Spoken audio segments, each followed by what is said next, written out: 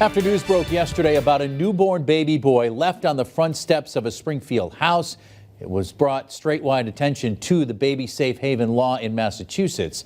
Welcome everyone to Western Mass News at 6. I'm Chris Pisano. And I'm Mary Wilson. Western Mass News reporter Matt Satilli joins us live from Springfield with that story. Matt?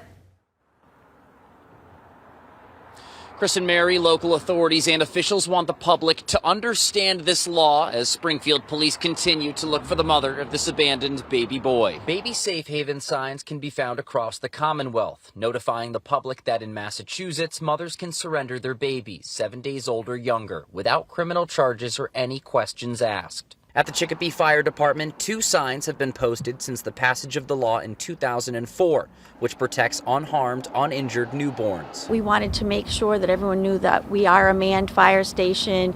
We do have the appropriate personnel to receive an infant. Springfield Ward 6 City Councilor Victor Davila, who serves the community where the baby was found, tells Western Mass News the situation speaks to a potentially bigger issue. The first thing that went through my mind is how do we support new mothers?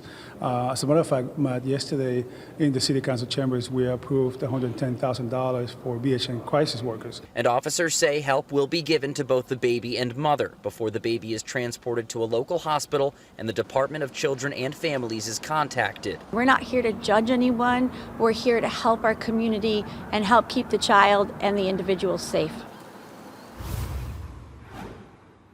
Springfield Police are looking for the mother of this baby. If you live near Entry Brook Drive and have any cameras or any other relevant information, you are please asked to contact the Springfield Police Department. Reporting live in Springfield, Matt Satilli, Western Mass News. Thank you.